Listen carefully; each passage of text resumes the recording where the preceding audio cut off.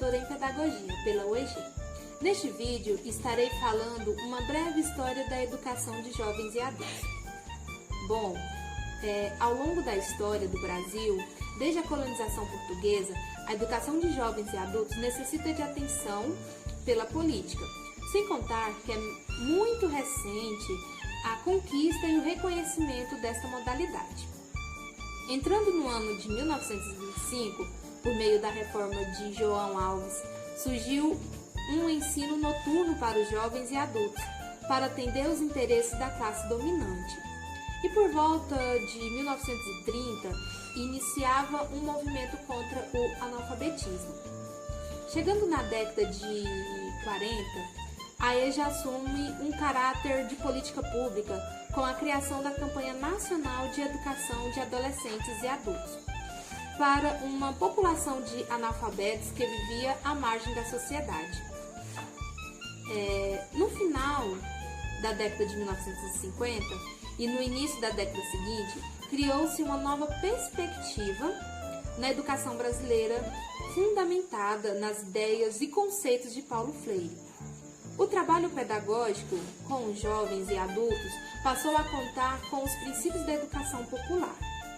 Nessa nova perspectiva, os políticos e a cultura dos movimentos sociais, políticos e culturais, dentre as experiências da educação popular daquele período, destacaram-se o Movimento de Educação de Base, da Confederação Nacional dos Bispos do Brasil, os Centros Populares de Cultura, da União Nacional dos Estudantes, e o início da execução de Plano Nacional de Alfabetização.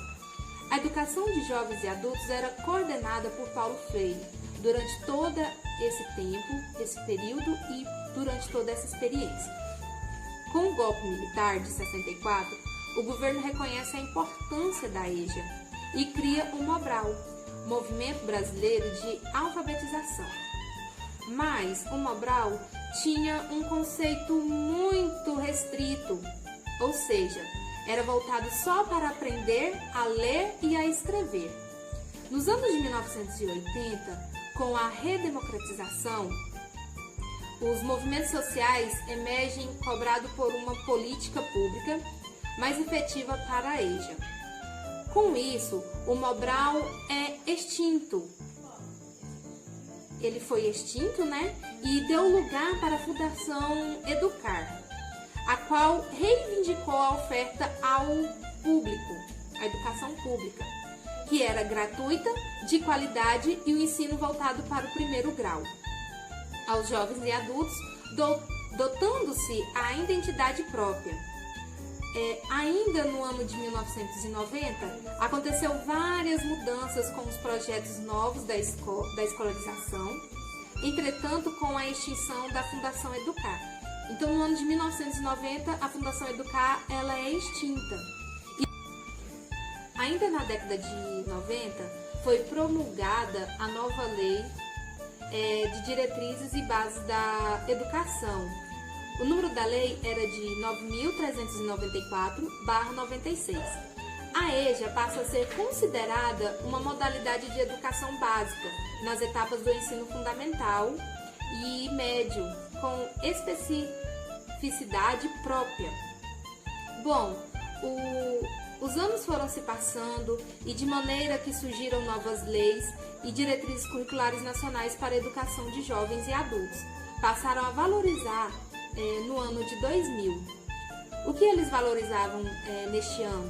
Eles valorizavam a especificidade de tempo e espaço para seus educandos, o tratamento presencial dos conteúdos curriculares, a importância em distinguir as duas faixas etárias, tanto para os jovens como para os adultos, consignada a mesma modalidade de ensino, e a formulação de projetos pedagógicos próprios e específicos dos cursos noturnos, regulares e dos EJAs.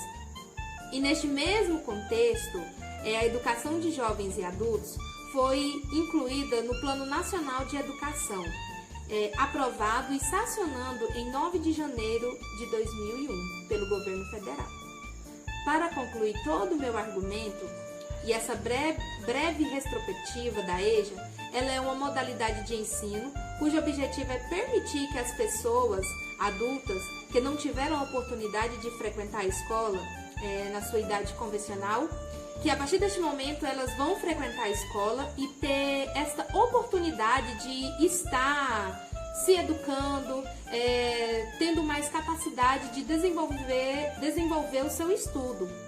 Gente, é tudo isso que eu queria falar para vocês.